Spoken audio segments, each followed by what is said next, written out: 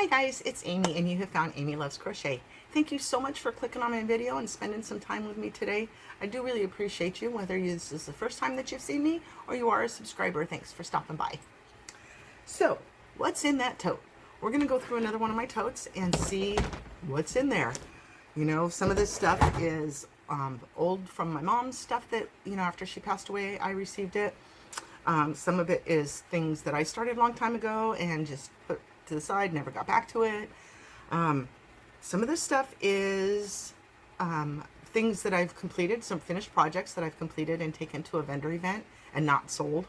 And it just keeps coming home with me and trading out into a different tote when I try to coordinate, you know, bring everything together to fewer totes for my next vendor event, and on and on and on. So not exactly quite sure what's in here. I probably won't have any pattern information or things like that, but it's fun to look back at things that I've made, and hopefully you'll see something that you haven't seen before and you'll look up the pattern and make one yourself. So that's what this is about, right? Okay, so we all can make a scarf, right? There's side by side, there's long back and forth ones, scarves, cowls, like they're kind of go-tos if we only have one skein of stuff. And sometimes at vendor events, scarves, you can kick out a bunch of scarves real quick, sell them for $5 or $10 or whatever, and you know, if somebody isn't interested in buying a big blanket, they can at least sample your wares on a smaller price point.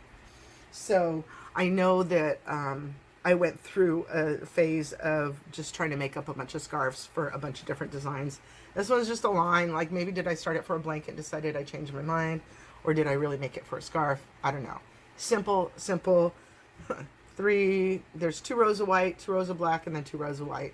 Wavy, la-di-da. No big deal. Wow, I want to show you an order, I think. This, I think I was just doing another simple men's type scarf. It's just double crochet, back loop only, simple gray. You can keep it just for a small one, then you put your trench coat or your big coat over. So for those that don't want a whole lot of bulky scarf, they just want a little bit to tuck in, to tuck into the neck area. Here's a great cowl that I made with, was this a sweet roll? I don't remember if this was a sweet roll. I think it might have been a sweet roll. I don't remember, but it's a great, let's see, we've got a shell and then a double that has a V. The next row is chains with a V. It kind of looks like a simple stitch. That's nice. I like the color play. That's really pretty.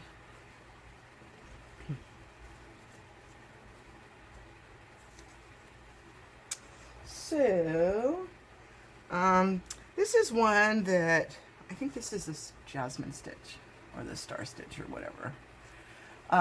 This yarn is fuzzy, it's chunky, it's halo-y, so it looks super fiber, like, see this?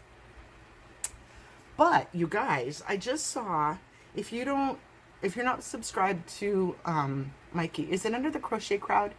I think it's under the Crochet Crowd. But he just put out a video yesterday or the day before about halo, about this fuzzy stuff that happens on your yarn, on your finished projects sometimes.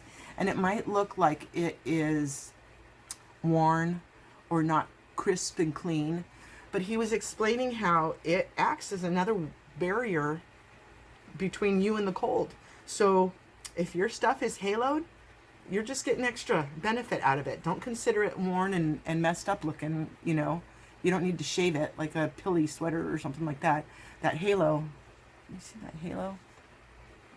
That fuzzy that happens right here.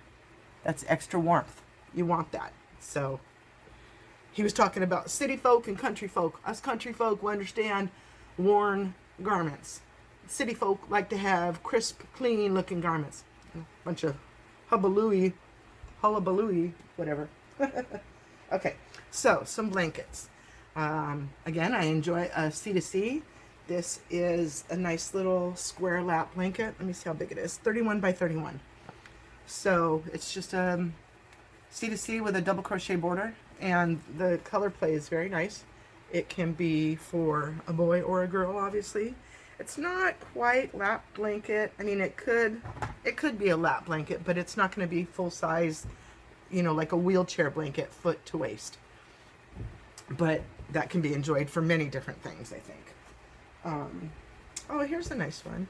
I like this. And I just saw some of this scrap yarn in another tote from another unboxing that I did. I don't know if this was yarn that was mine or my mom's, but it's this green and blue. I don't even recognize it to call it out by name. It might be older. This might be that Jamie baby, that Lion Brand Jamie, old-timey stuff. Anyway, so there are C2C squares that I put together with that window pane stitch, which is just a single crochet that actually shows. You know, sometimes when you don't want the border to show, so it has a flat surface to it, but I really like that window pane texture. And then just some shells at the top, 3 double crochet clusters, and then some singles in that same variegated again. I like this one. This one's 26 by 26, so a little bit smaller, but still very nice baby blanket size. Okay, so a go-to, like a no-brainer for me is and this, I changed my ideology of life. I always bring crochet with me now. Always, always, always. I always have something in the car that I can work on. But there was a time where I did not. And if I found myself being in a situation where I was going to have to wait, for example, my son was in a lot of band events from early, you know, like 6th, 7th grade, all the way through, excuse me, when he graduated. So before he drove, I was always having to go to the school and pick him up.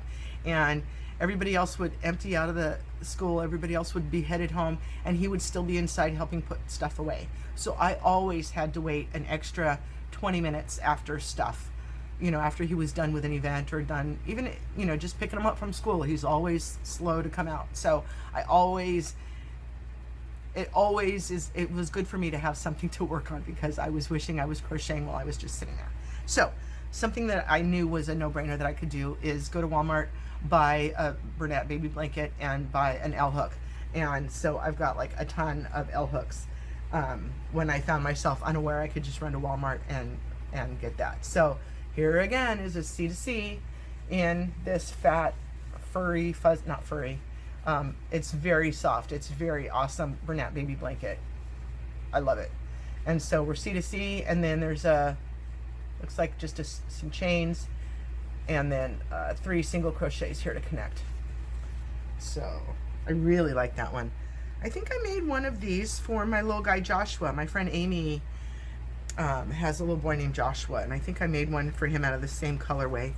This one is 31 by 31. I generally like to keep my baby blankets about 30 by 30, something like that.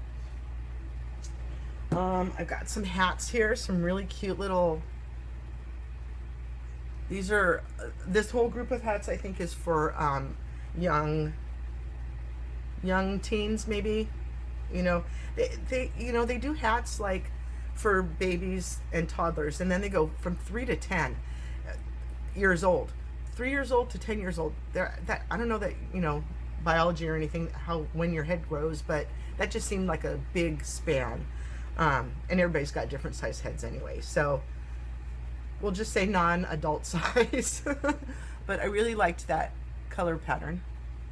And these are like, I think that's called like a, is it like a Catherine wheel? I don't remember, but the white is the bottom half of the round of the design. You can see them half and half there. I'll have to look that up. I like that. We've all made these divine hats, I know, but I'll call it out. I saw somebody named Ruby Stedman do these years ago, before I ever saw Fiber Spider, or who else did I see do these? Fiber Spider calls it the divine hat, and it absolutely is. I love this pattern. It's so amazing. You do front post stitches, so in here you're doing double crochets, and that's where your pattern grows from the top. You know, you've got like 2 double crochets, and then you got 3 double crochets, and you got 4 double crochets, or whatever, to make the sizing get bigger. gorgeous, gorgeous pattern. And this is, I really enjoyed this colorway. I don't remember what yarn it is, but it's great pinks and mauves, again, with, or mixed in with some like tan, some beige. I made a little hooded sweater for my granddaughter out of that. It's so pretty. Oh, and here's another one. This one's done with a little bit of a different pattern though. It doesn't have the swirl, and this one feels thicker because of those front post crochets, those front posts. I don't know. Why does it feel so much thicker? That's not a good explanation. But cute. Simple single crochet border. I don't know what pattern this was. I don't remember seeing this because I really like it. And then I just noticed right now while I'm showing you how the color is pooling, how the color is striping. That's very pretty. Look at that. Okay. One more of the Catherine wheel, like the opposite direction. Whoops, not that one. And in this one, you can see I made a full star or circle or whatever design that is in the red. And then this one I was doing like the half and halves. So I made this one a little bit taller so you can get a little bit more over your ears. Who knows? Just playing with different lengths and stuff, right? Little boy hat. Or maybe a girl that likes gray and blue. I really like this color combination. Who thought to put those colors together? Oh wait, that was me. It's just a simple double crochet, I think. Maybe these are halves. Yeah, these are half. Are these doubles? These are halves. These are halves. Oh, a cowl, I forgot. This is, I know because I just got some more. This is Charisma. So these I had some skeins from a long time ago, and I made this, and I think I made a ponytail hat, a beanie that you can put your ponytail up through the top. And then I was all done with it, and I said, oh, boohoo, and I just had like one little ball. And then I recently found these at Michael's clearance for $2, and I think I've got 2 of those. So I'll be happy to make up some more stuff, and then maybe something will become a set that didn't normally, that, you know, wasn't, the yarn didn't come together at the same time, but it's the same yarn, so maybe I'll make it a set. Okay, and then this was lots of fun. And I was actually surprised that this is some of what sold. Look at that sun. I mean, just, I think I want it, and then I don't want it. Okay, so I think I made 6 of them, and I made them all different styles. And I was trying to decide which I liked the best. And, okay, so this is the yarn. This is, what yarn is this? Oh, I used to keep it up there. I don't remember what yarn this is now. But it's this, oh, that's a perfect color. This green and maroon and cream and brown. I just love it. So, here's your little handle. Does it look like something you might, can you tell what it is yet? Here's a different style that I made with a handle. And this, I think this is, nope, I still don't know what this is. I thought I did for a minute. Are you ready? Are you ready? Do you know what it is yet? Are you guessing? It's a wine bottle holder. Ah, you can gift. It was just before Christmas. See, and different patterns worked out different ways. This one really stretched out the stitches. Let's see it in one of these. You could also, some of the photos were shown with big water bottles in these. Now, different water bottles are all shaped different sizes, so I wouldn't necessarily be interested in trying to make something that might fit your water bottle or might not fit your water bottle, or make you buy a certain kind of water to fit in that carrier. But a wine bottle is the same size no matter what. Well, the 750 mils anyway. It is a little bit stretchy on some of these that are even solid, but they're cute. I really thought that was cute. And so this one lady bought 3, all different colors and patterns. You know, you can gift this to somebody if you're going to their house for the holidays or something like that. So that's nice. I don't know. This one's a little bit holy. There's a little, a little bit stretchy on it, but it didn't take too long to whip them up. So again, just trying to make something for a vendor event. I don't know what's going to sell. I make a lot of blankets. This was all before like my baskets and stuff. I kind of have blossomed a little bit more since my last vendor event. So I don't know that, I don't know that I would make the same things again for the next vendor event. So that's a positive motivation to maybe try again for another vendor event. You never know what people are going to be interested in. You never know, if you go to different locations, maybe, demographic is a little bit different. So yeah, so that was just this next tote that I had to go through. I hope you enjoyed, seeing some of these older things. I appreciate when I see other people make things that I hadn't considered, like a wine holder, a wine bottle holder, or, I like experimenting with different pattern, different color combinations. When you've got a pattern, make a couple different kinds or different color combos, things like that. When you're working with a yarn, make different hats to see which pattern you might like better. So there you go. It was another day, another, few minutes of sitting with me. I didn't see how long this is. So I hope you've enjoyed your time. I really do appreciate you. I enjoy doing this, and I hope that you like what you see and that it motivates you or inspires you to create something of your own, from what you've seen here today. So I really love you guys so much. Thank you for sitting with me today. I hope you have a wonderful day, and I'll see you again next time. Thanks. Bye-bye.